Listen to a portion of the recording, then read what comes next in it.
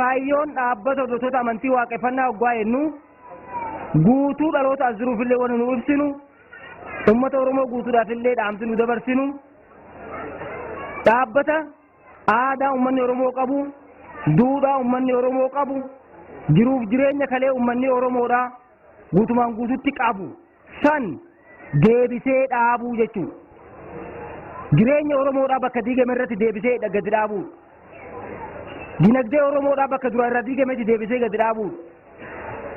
Hawaasummaa Oromoodhaa kalee diigame san bakka jiru sanitti deebisee gadi dhaabuu. Bulchiinsa gadaa Oromoodhaa kan diigame san illee deebisee dhaabuu.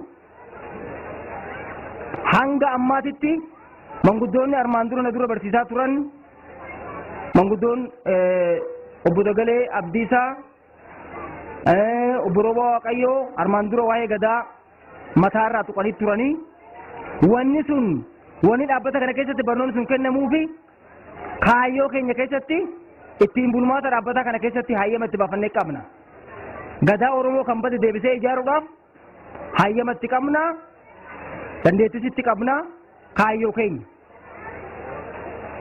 Gadaa qofaa miti waan gadaan qabuu fi barnoota saayinsiin gadaan qabu san guutuu barsiisus deebisee ijaaruu miti akka dalagaa isaatitti deebee dalagaa isaa dalagu kaayyoo dhaabbata hordoftoota amantii waaqeffannaati.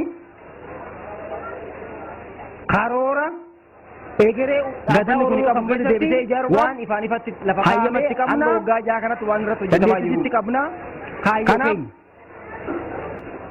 Dhaabbanni kun saayinsii uummanni Oromoo armaan dura ittiin ijaarame sanitti dhimma bahuudhaan karaalee uummanni Oromoo sanaan dura irraa diigame san akka ka'umsatti godhachuudhaani karaa silaa Oromoon ni ijaarame jedhee amaneen akka kalee jirtutti deebisee ijaaramuu yoo si dhibe karaan ittiin kaatu yoo karaa bitaatiin kufte bitaan ka'u mirgaanoo kufte mirgaan ka'u gara dhaahamanitti okkoluuni barbaachisaa waan ta'eef waan silaa uummata kana ni baasa jedhee amanee maxxanfatee kaayyoo qabu sanii fi ittiin bulmaata irratti waan lafa kaa'e saniin Oromoo ijaaruudhaaf lafaa ka'e jechuudha dhaabbanni kun. Oromoo waggaa ijaaruu waan Oromoon qabuun Oromoo ijaara.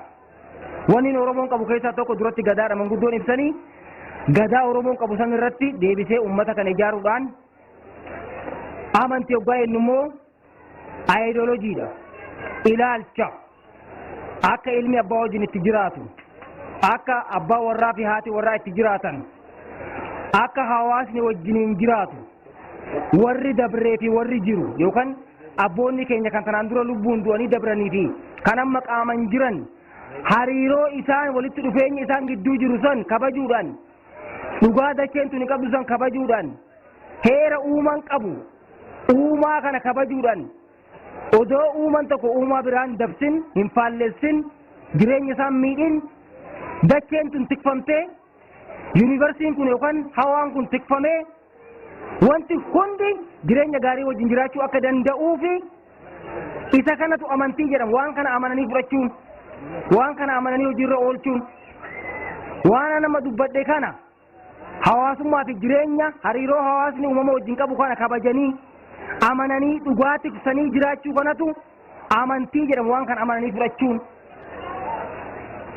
kanaaf isa kana tiksuudhaan saayinsii uummanni Oromoo kalee masakamu san irratti gad deebisee ijaaree kana dabruudhaan Afrikaa guutuu waan kalee Afrikaan irraa diigame kalee ilaalcha tokko jala turan waan ta'eef hooggansa tokko jala turan waan ta'eef waliin bakka tokkotti amantii ofii gaggeeffachaa yaadannoo warra ofii waan sila amantii isaanii qabdu amantii isaanii keessatti duudhaa amantii isaanii qabdu san waliin bakka tokkotti gaggeeffachaa turan waan ta'eef karaa ittiin gurraachi Afrikaadhaa bakka tokkotti waan ofii gaggeeffatu aadaa ofii gaggeeffatu of ta'ee wal ta'ee waan ofiitti abbaa ta'u san deebisee dhaabuudhaaf kaayyoon dhaabbata hordoftoota amantii waaqeffannaa tokko kana jechuudha.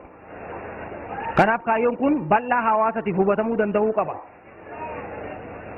Safara biraatiin safaruun hin barbaachisu waan namni hin qabneen waan dhaabbanni tokko hin hojjenneen waan dhaabbanni tokko hin qabneen jaarmiyaalee biraatiin wal bira qabuudhaan hojii dhaabbanni hin beekne dhaabbatatti maxxansuun hin barbaachisu hawaasni bal'aan kan hubachuu danda'uu qaba.